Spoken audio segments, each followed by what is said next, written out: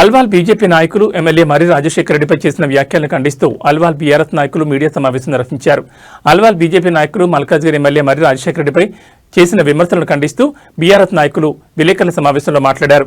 ఈ సందర్భంగా మాట్లాడుతూ కేంద్రం నుంచి నిధుల సమీకరణకు మల్కాజ్గిరి ఎమ్మెల్యే మర్రి రాజశేఖర రెడ్డి కృషి ఎంతగానే ఉందని అల్వాల్ కార్పొరేటర్ శాంతి శ్రీనివాసరెడ్డి స్పష్టం చేశారు. మల్కాజ్గిరి నియోజకవర్గ సమస్యలపై ఎమ్మెల్యే మర్రి రాజశేఖర రెడ్డి విక్రమార్కుల్లా నిరంతరం పోరాడుతున్నారని తెలిపారు.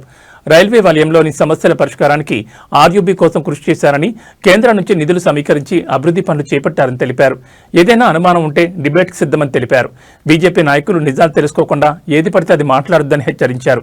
ఎమ్మెల్యే గురించి తప్పుగా మాట్లాడితే దేనికైనా సిద్ధమని బీజేపీ నాయకులకు సవాల్ విసిరారు.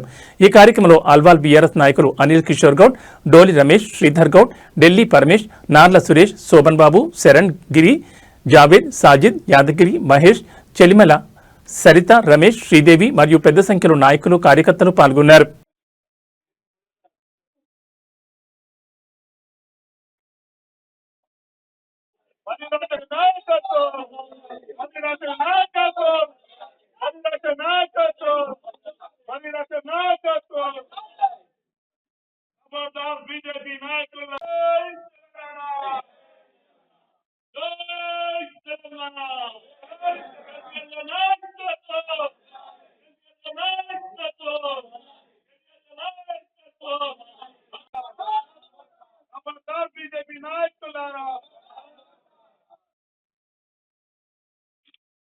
చేసిన పత్రికా సోదరులకు, ఎలక్ట్రానిక్ మరియు ప్రింట్ సోదరులకు అందరికీ కూడా నా యొక్క నమస్కారం.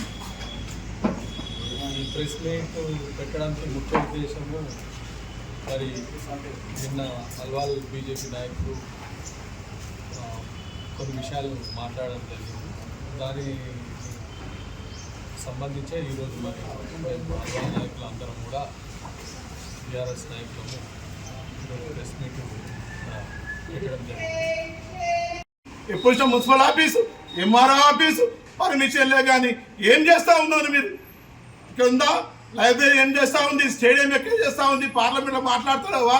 ఎక్కడ పోయినా హాస్పిటల్ అని, ఎక్కడ పోయినా కాలేజీలని? ఇదేనా మీ కోటి ఫారము, ఫీడింగ్? ఇదే కథ నాది. ఎక్కాల ఫ్లైన్, ఎక్కాల ఢిల్లీకి పోవాలా ఫ్లైన్.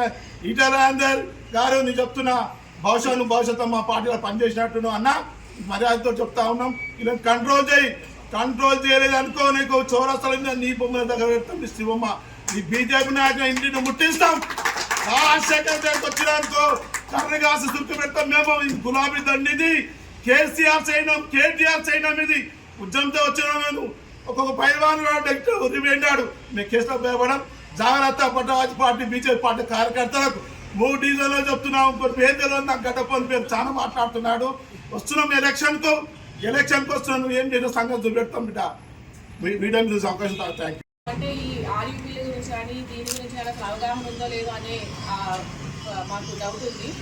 ఎందుకంటే ఇప్పుడు ఉన్న మన ఎమ్మెల్యే మర్రి రాజశేఖర రెడ్డి గారు ఎమ్మెల్యేగా గెలిచినప్పటి నుంచి కూడా ప్రజల్లో ఉంటూ ఫస్ట్ ఆయన పని చేయాలి అనుకున్నది మెయిన్గా ఈ మల్కాజ్గిరి ప్రాంతం అంతా కూడా ఈ రైల్వే దిగ్బంధంలో ఉంది. దీన్ని మనం తొలగించుకొని ప్రజలకు అందరికీ కూడా మనం వీళ్ళందరినీ కూడా దీని నుంచి రిలీజ్ చేయాలని చెప్పి ఆ ఉద్దేశంతో ముందుకెళ్తూ ప్రతి ఒక్క రైల్వే మేనేజర్స్ వాళ్ళందరినీ కూడా కలవడం జరుగుతుంది.